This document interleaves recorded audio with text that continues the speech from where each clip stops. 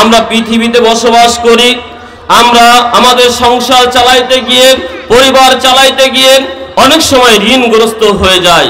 আমি আপনাদের সামনে এখন একটা দোয়া বলে দেব, যে দোয়াটি যদি আপনি পাঠ করেন, আপনি সামান্য 1 লক্ষ, 2 লক্ষ, 1 কোটি, 2 কোটি, 5 কোটি, 10 কোটি, 20 কোটি টাকা ঋণ না, যদি পাহাড় সমপরিমাণ ঋণও আপনি থাকেন, পাহাড় সমপরিমাণ ঋণ, পাহাড় সমপরিমাণ অর্থ এক জায়গায় করলে যতটা ঋণ হয়, কত কোটি হয় আপনি এবার ভেবে দেখুন। এই পরিমাণ ঋণ আপনি রয়েছেন, এই দোয়া বললে এই পাহাড় সমপরিমাণ ঋণ আল্লাহ আপনাকে মিটিয়ে ফেলার তৌফিক দান করবেন। সুবহানাল্লাহ। একটা সামান্য দোয়া আপনাকে আমি শিখিয়ে যাই আজকে।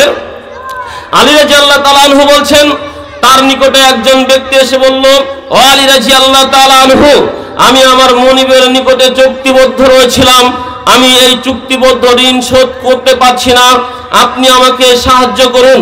তখন আলী রাদিয়াল্লাহু তাআলা আনহু বললেন, ও ব্যক্তি, আমি কি তোমাকে এমন একটি দোয়া শিখিয়ে দেব না যেটা রাসূল সাল্লাল্লাহু আলাইহি ওয়াসাল্লাম আমাকে শিখিয়েছেন? তুমি যদি এই দোয়া বলে আল্লাহর কাছে প্রার্থনা করো, আর তোমার ঘাড়ের উপরে যদি থাকে পাহাড় সমপরিমাণ ঋণ, আল্লাহ সেটা মিটানোর তৌফিক তোমাকে দিয়ে দিবেন। সুবহানাল্লাহ। দোয়াটি একটু বলে ফেলি। দোয়াটি হচ্ছে, আল্লাহুম্মা কফিনি বিহালালিকা আন হারামিকা ওয়া আগনিনি বিফজলিকা আম্মান সিওয়াকা। সুবহানাল্লাহ। এই 4টা বাক্যের দোয়া আপনি আল্লাহকে বলবেন, আর আল্লাহ আপনার জীবনে যত ঋণ রয়েছে সকল ঋণ মওকুফ করার তৌফিক দিয়ে দিবেন। সুবহানাল্লাহ। অথচ আমরা ঋণের জন্য কি করছি?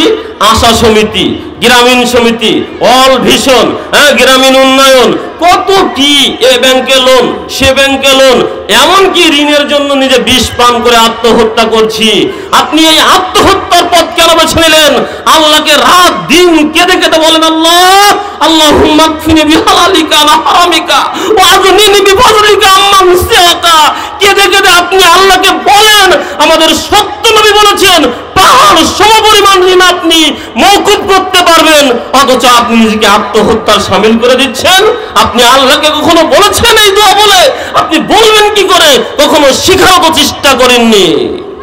আজকের এই হজ মাহফিল থেকে সম্মানিত মা ও বোন এবং উপস্থিত যারা আমাদের এই মাইকের আওয়াজ শুনছেন, সকলকে অনুরোধ করে বলছি, একটু এই দোয়াটা শিখুন নিজের পরিবারের জন্য, নিজের পরিবারকে ঋণ মুক্ত করার জন্য। আল্লাহকে কেঁদে কেঁদে এই দোয়াগুলো একটু বলার চেষ্টা করুন, একটু দোয়ায় অভ্যস্ত হন।